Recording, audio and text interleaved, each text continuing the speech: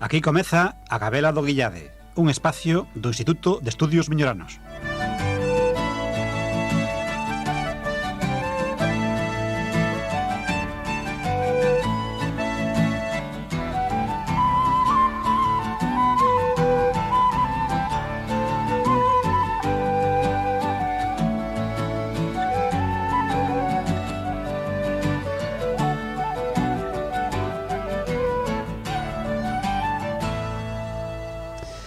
Bueno, do tempo das festas do Nadal só nos queda xa por chegar os reis, os que lle queremos pedir encarecidamente que repartan mellor a riqueza no mundo e mesmo a choiva. De seguro que haberá outros países que precisen deste inmenso ben que a agua. No Valmiñor xa estamos cobertos por unha boa tempada. Na Gabela do Guillade haberá un tempo para falar de algún costume propio destas datas, concretamente María Xosé, no seu corruncho dos nomes, falarános das pansoliñas. A semana pasada tivemos aquí, en Onda Cero Valmiñor, a Coral de San Vicente de Mañufe para presentarnos o seu disco de pansoliñas Vitamidad. Bos días, María Xosé. Hola, bo día. Bueno, e aproveito para saludar o resto dos membros da Gabela. Bos días, Carlos. Hola, bo día. Bos días, Juan. Hola, bos días, Lino. Pero o programa de hoxe tamén o imos dedicar a falar dunha estrela que nace, dun actor do Valmiñor que na actualidade reside en Barcelona, pero que aproveitando o seu regreso a Galicia con motivo das festas, que temos a sorte de poder estar con el. Trátase de Andrés Fraga, un rapaz novo, moi novo. Toda a súa vida estuvo vinculada a este concello, a Nigrán, e un feliz día, cando estudiaba no Instituto de Nigrán, a fortuna cruzouse na súa vida. Cecais para mudar o seu destino para sempre. O ser elexido como actor da serie televisiva Galicia Express, da Televisión de Galicia, aínda sin estrear, para representar o seu papel de protagonista. Andrés, cando e como se produce a maxia de verte envolto nunha serie de televisión? Bueno, a maxia empeza, digamos, en abril do 2000, cando por máis que por casualidade, por pasalo ben, acercámonos ao grupo de teatro ata un casting e, bueno, a partir de aí, por algunha razón, seleccionaronme para o seguinte casting, o seguinte, e acabei como protagonista desa serie. Porque os casting que se fan que son eliminatorios ou algo así. Sí. Vamos caindo polo camiño. Vades caindo polo camiño. E dis que ibades un grupo de teatro. Sí, o sea, eu estou no grupo de teatro, bueno, estaba no grupo de teatro do Instituto Valmiñor, Tranjallada. Ajá. E a partir de aí, pois, invitáronos ou medio ofrecímonos. Nunca prestamos moito interés, a verdade, todo que dicilo. E fomos para ali, eso. Pero que os presentachedes todo fomos todo o grupo ao casting, sí, do grupo saliche ti. Sí, digamos a intención de a ver se... Xa tiñas algunha experiencia ti, aparte do grupo de realmente, bueno, único? Quitando este grupo, estive no grupo do colexo, co cal tampouco pode ser. Pero bueno, foi aquí, digamos, onde me curtín.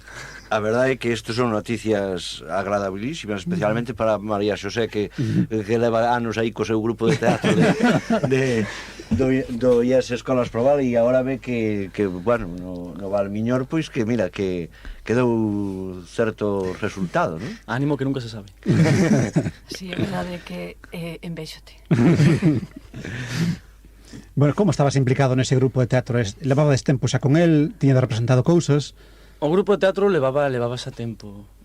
Eu, a verdade, eu entrara pois 2 anos atrás. O sea, eu levara feito unha obra. Nese momento tíamos feito unha obra e estamos traballando noutra. Na primeira obra que fixen, o meu papel eran 5 ou 6 frases pequeniñas. Pero bueno, o papel, digamos, dentro do grupo non é tan importante o número de frases, senón porque todos nos pisamos, nos colaboramos, nos axudamos. Pero eso, era recente entrada. Esta sesión de casting que dices, voltando un pouco de antes, isto onde se fai sempre se pensa que en Santiago, non? Sí, non, neste caso sí, foi en Santiago. Despois, se nos podes contar un pouco como é realmente unha sesión de casting, personalmente como foi a túa experiencia nese casting, como chegou a que te elesiran como... Na maior parte dos casos é un cúmulo de nervios. Nos cuadrou, pois, quizá foi a sorte de que fóramos moitos, chegamos tarde, xa non quedaba ninguén, entón, pois, entras nunha sala. A mí encuadroume a sorte de que o que me fixo o casting foi quen despois unha das directoras da serie, cun trato moi agradable, comprendendo os nosos nervios, deronos un pequeno guión que aprendimos ali nun momentiño, soltabas o guión de pé mirando mirando a ela, despois unha pequena presentación ou frase hacia a cámara. O primeiro casting é moi... Realmente non podes... É un mundo novo, claro. Sí, o sea, non podes ofrecer grandes dotes. E cantos fixeches? Eu antes da selección? Fixen tres. Foron eso primeiro e o segundo xa, digamos, actuabas con outra xente. Éramos grupos de persoas e nos íbamos cambiando dun persoaxe a outro. Eso foi o segundo casting, no que a partir de aí xa se elixirían persoas a certos persoaxes. En o último casting de todos éramos 3 persoas, digamos, a elixir entre o meu persoaxe. E ali sí que xa, digamos, actuábamos un só persoaxe cara con outra xente que tamén, digamos, disputaba para o mismo posto. Coñecías vos todos, había borrollito, como se dice, non? Non, eu realmente iba perdido, pero a atención realmente foi espectacular. Eu cheguei como un completo desconocido que iba alucinando con cada cosa que viña e realmente escoitaba salir nos descansillos que si fulanito está na obra de non sei que e si recordas aquel que está naquela outra, que todo o mundo se coñecía realmente. Era un mundo do pechado, arte casi, dramático. Tiven sorte que eran principalmente xente que viña do teatro, xente... Si, o mellor esa foi a túa ventaxa, non, sobre eles, non? Que eras máis espontáneo, mellor, menos... Sí, a mí, bueno, dixeronme nun momento que eso, que non tiña o vicio que te dá de interpretación que te dá o teatro, é unha maneira de traballar diferente. Bueno, e no momento en que te seleccionan a ti, que che pasou? Pola cabeza, sobre todo. Primeiro sentarme. Sí, e despois deso, pois por unha parte decir, típico, cando empezas o primeiro casting, dis, ese me collen, e dis, no, que me van coller. Pero despois, nese momento, convertiuse en un problema. Eu estaba en COU, levando un COU que intentaba sobrevivir, e non era unha maravilla, non era un desastre, pero bueno. Cuadrábame que se facía serie, tería que deixar abandonar ese brand que todo o mundo di, o brand de COU é o mellor da tua vida, pero non podría facer selectividade porque me cuadraba coa época, pero por outra parte era entrar nun mundo no que casi non no lado do actor, senón a miña intención en entrar no mundo audiovisual sería polo outro lado. Bueno, detrás dunha cámara. Ademais de ver as dificultades cando te nomearon, supoño que pensarías nun mundo de ilusións. Bueno, no, claro, o sea, pola cabeza realmente... pasarían cartos, pasarían fama, pasarían... A fama foi máis o contrario. Sempre fui bastante modosiño para estas cousas e o da fama nunca me chistou. Pero bueno, sí, realmente dis, bueno, é un mundo que moi pouca xente pode acceder. A fama ainda non a coñeces, non? Claro. Non teño sorte. Porque o problema é que cando empezas aí... En principio parece ser que para xeneiro, pero bueno, non... Porque é unha serie moi longa, non? Temos grabados 80 capítulos de media hora. E todo eso en un bramo, gravache 80 capítulos? Foron 4 meses. O sea foron 3 meses, un descanso o mellor brand de COU pasáchelo grabando. Sí. E a selectividade fixéchela? A fixera en setembro, sí. Aprobei. Entón maravilloso. Non me preguntes como, pero aprobei. Antes de falar... perdón. Bueno, que antes falábamos do que era a sesión de casting, ahora teremos que falar, bueno, si non entra antes o recuncho. Sí, vamos antes imos ao recuncho, entonces un momentiño.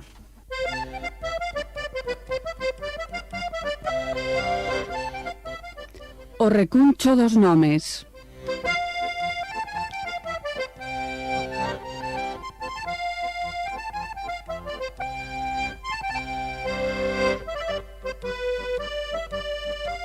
Sexto, sétimo e oitavo.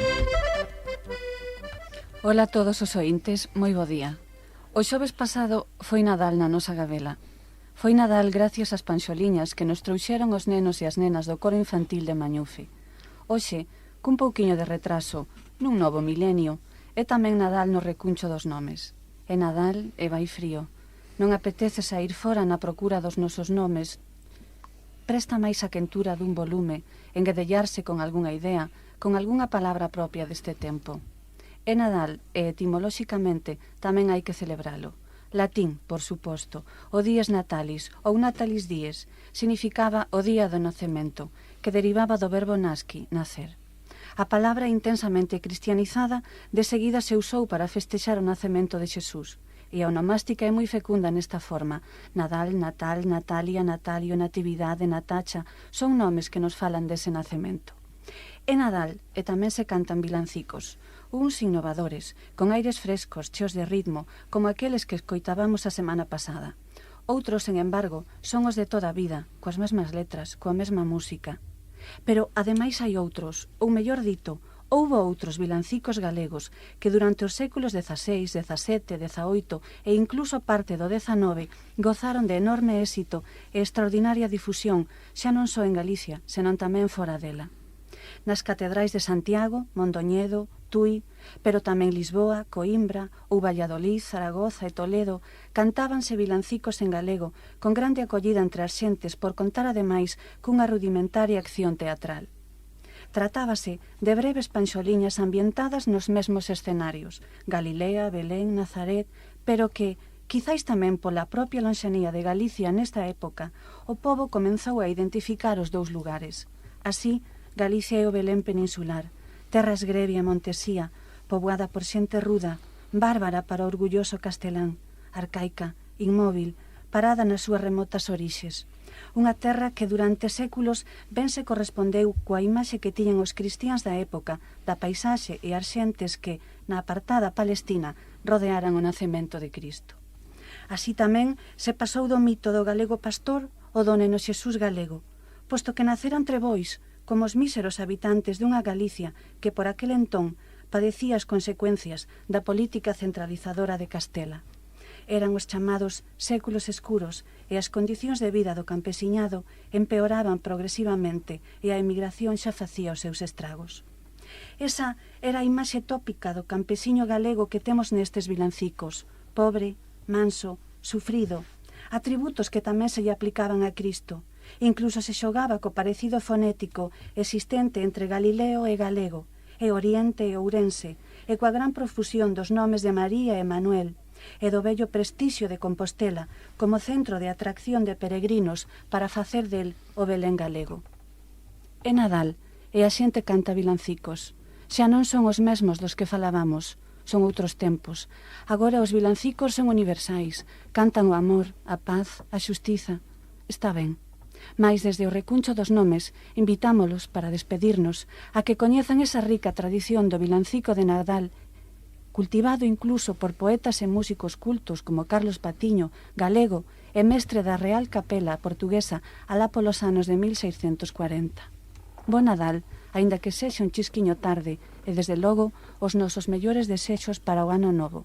Ata os xoves que ven. Bueno, gracias, José. Ahora vou a retomar a pregunta a Andrés Fraga, protagonista de Galicia Express, unha serie que posiblemente comence en televisión galega, non? E ahora durante o mes de xaneiro. Pois nada, te estaba preguntando que nos podías contar un pouco, porque falamos do casting, da competencia que había en el, pero un día de rodaxe, eso sí que ten que ser duro, por lo menos dicen que é moi duro, non? Por as tensións, por o tempo que pasas, dixeche que en 4 meses gravachedes 80 capítulos, que debeu ser algo express realmente, non? Sí, non, de feito, entre nós a serie máis que Galicia Express é Galicia Estrés. Non, é un ritmo duro, pero un ritmo que te exixe o mercado. Ti tes unha serie que en principio a intención é de emisión diaria e tes que facer un capítulo diario. Un capítulo diario son aproximadamente 15 das 10 secuencias diarias e iso leva o seu tempo. Horas aproximadamente diarias? Horas depende, hai día normalmente non soes facer ti 16 secuencias nun día. Eu tiven a mala sorte ou a boa sorte de o feito de ser protagonista fai que ti sexas o que introduces os persoaxes. Co cal os primeiros capítulos traguei capítulos. Entón, eu empecé de nada, empecé a un ritmo de 11 secuencias diarias, 10 secuencias diarias, e iso eran a veces 12 horas, con unha hora para comer, pero bueno, é un ritmo... Sí, duro. Unha pregunta con certo mormo. Hai escenas escabrosas que costa a unha persona non iniciada, hai un bico, alguna relación de contacto, etcétera, que unha persona que ven do mundo de fora lle costa inicialmente? Bueno, esa non son as que máis costa, en todo sentido, non, faise un esforzo e... Non, a serie é unha serie que se vai a emitir, bueno, agora non se sabe, pero é unha serie para todos os públicos, digamos. Entón, pois, é unha serie light, chamémola. Pero bueno, dentro do que cabe ten... Pero hai algún momento, xa non referindo a ningún tema en concreto, non? Sí. Que sea realmente difícil, que coste... Sí, hai escenas... Conseguir un determinado perfil de protagonista ou... A veces, digamos que o mellor para unha persoa que teña un estudios en interpretación pode ser fácil, pero non sempre. O sea, hai escenas nas que sí, un nota que... Contanos un pouquiño a túa personaxe, que é, como é? Pero, Así, por sí. encima, non? Sí. Senón... O meu profesor se chamase Manel, ele un xove que por certas circunstancias deixa os estudios e decide montar esa mensaxería. É un empresario, tampouco sería a palabra, pero empeza a montar esa mensaxería e, ves envolto en bastantes problemas, problemas sobre todo que ten por pobre rapaz, e, digamos, move toda a serie de tramas que se centran nesa mensaxería. Me parece que casi temos que rematar, sí. Non sei, solo quería preguntarche unha cousa. Tiras o protagonista, gravache eso, 80 capítulos, ti aínda non andas en limusín ni nada parecido, ¿no? Económicamente, gravar unha serie desta supón algo especial ou non sei se é escabrosa a película. No meu caso realmente eu estaba estudiando, seguía vivindo dos meus pais, realmente foi unha maravilla. Pero se estás vivindo neste mundo é algo que te salva. Realmente a xente que está en Galicia, xente que vive, xente principalmente que se move no ámbito do teatro, e o teatro en Galicia quizá non está suficientemente promocionado. Hai moita xente facendo teatro, moi boa xente facendo teatro, pero é moi difícil vivir do teatro. Entón xente, compañeros meus que se moven no ámbito do teatro, isto suponlles unha axuda forte e que, que está, no noso caso, está ben, pero Bueno, o tempo, como sempre, non? Na Gabela sempre pensamos que a cultura pode e debe ser generadora de riqueza, o tempo de que colabore na mellora da calidade da vida.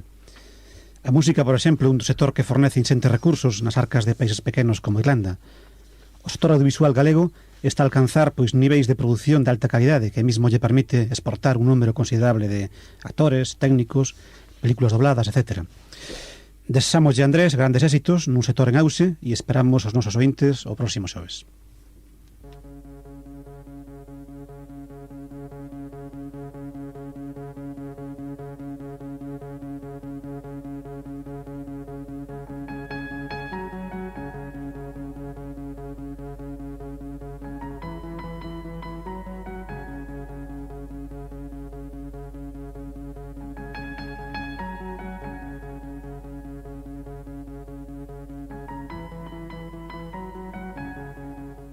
E isto foi todo na Gabela do Guillade. Agardámosvos o vindeiro xoves.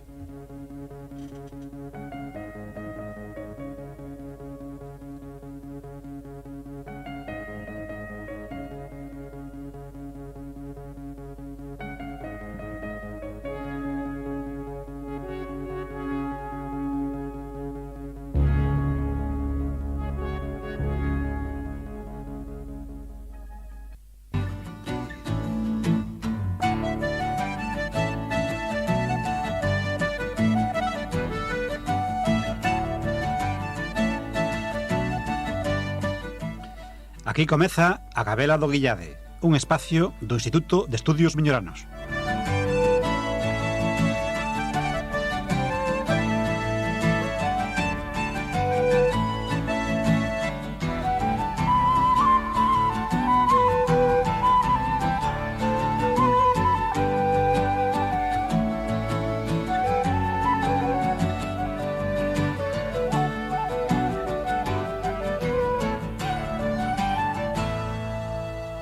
Palabras para Xosé Afonso.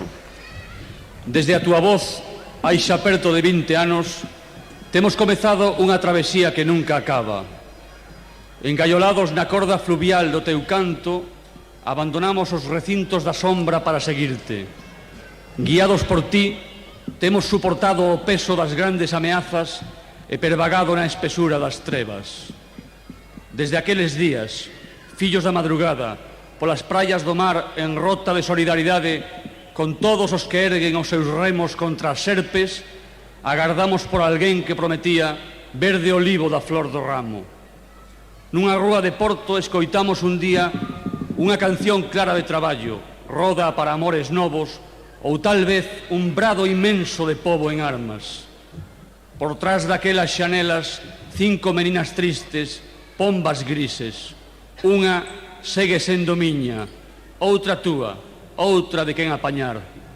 Toda a xente pronunciaba un nome en chamas, Catarina, unha fogueira. Por trás daquelas xanelas medraba Catarina en árbores vermellas. Catarina era toda a xente. Dentro da casa Catarina medrou en lume de ira. O Alentexo viu nacer ese fungo por trás daquelas xanelas. A túa voz convoca eses días de Porto cando comezamos a inacabável travesía de liberdade na procura da mañá clara. Seguimos a beira do río até a súa extinción no por das aguas que sempre é boca de noite. Ali cantabas ti con música nacida da fonte dos ollos para tinxir en cor de limón os campos de Camoes e viñeras no convoio descendente de Fernando Pessoa. Baixaras no lugar onde acougan os ventos e as fouces ouvean. Nesa abra dos peixes dormidos medraba un vexetal de paixón que aconsellaba aproveitar as horas de luz, teimar sen medo, asinalar con cravos vermellos as curvas da estrada onde floriron tantos corpos asesinados, construir unha cidade libre. Hai unha cidade construída por man de pedra e agua no alén Miño. Chamámoslle Compostela. Nós chegamos un día até os seus arrabaldos e logo entramos e fomos donos das rúas porticadas, dos territorios fechados en vidraza, en salitre de volutas frutais, en alturas inhumanas como barrancos onde voan águias entre o bronce dos cumes. Ti viñas ás veces no convoio ascendente ou na faluga do rei Afonso a vender aceite, fariña e caixas de música. Desembarcabas toda a mercadoría nos cais do Ulla, enchías coa túa voz o silencio monacal da Quintana dos Mortos, a claridade de Agra aberta diante da Serra do Obradoiro. Erguías os nosos corpos, dabas nome aos nosos entusiasmos. Santiago de Compostela aceitou ser chamada Grándola, terra da fraternidade. A travesía continúa. Aínda temos que vencer o deserto que se extende entre nós e Urga. Aínda non ordena o pobo en Grándola nen en Compostela, pero ordena dentro de nós a palabra e a música de Xosé Afonso, que promete verde olivo da flor do ramo. Desde hai 20 anos, esa voz ecoa dentro das cidades libres que soñamos. Desde entón a bater no meu peito en segredo, sinto unha voz dizer: teima, teima sen medo. Estas palabras para Xosé Afonso foron pronunciadas polo seu autor, Xosé María Álvarez Cácamo, o 31 de agosto de 1985, no Parque Vigués de Castrelos. Unha apertada referencia a algunha das composicións poéticas e musicais dun dos máis grandes intérpretes da música portuguesa e universal, a unha voz maravillosa, a un fecundo e innovador compositor que, bebendo na música popular, soubo elaborar novas formas e abrir novos camiños á música tradicional, polo que percorreron e seguen a facelo moitos dos grandes intérpretes actuais.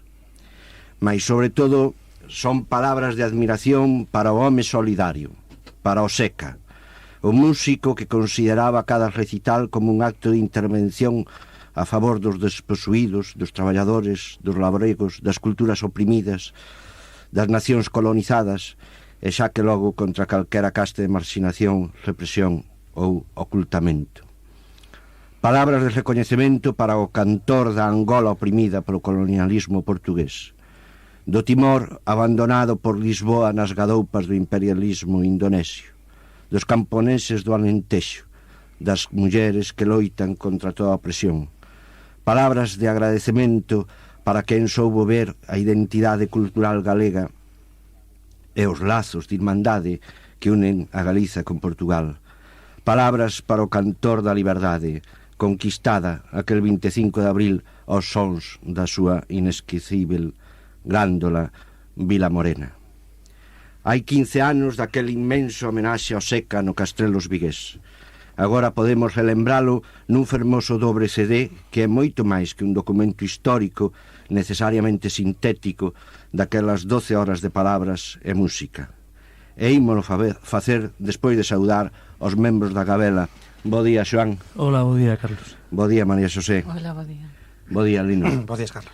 Ímolo remembrar aquel 31 de agosto, e para elo contamos cunha das persoas Millonana e Residencia, que fixeron posible que poidamos gozar deste fermoso doble CD que leva o título do concerto, Galiza a Xosé Afonso. Estamos a falar de Antón Mascato, director de edicións de Cumio, selo que edita o CD, e un dos organizadores daquel concerto. Antón, no caderniño que acompaña o CD, que rematas de editar, contas como foron os preparativos e o desenvolvemento do acto. Empezando polo principio, como xurdiu a idea e cales eran os obxectivos daquel concerto? Pois a idea xurdiu espontaneamente no ámbito da Asociación Cultural de Vigo, no que en aqueles anos traballábamos a prol dunha cultura máis fecunda, e xurdiu da necesidade de facer algo en solidaridade con unha doenza grave que xa tiña Xosé Afonso en aquel momento e que deu cabo da súa vida uns meses despois. Queríamos recaudar diñeiro, o que pasa que a súa personalidade non nos iba a permitir plantexarlle eso desa maneira. Queríamos colaborar a aliviar a súa dor e a pagar o medicamento que necesitaba cada día.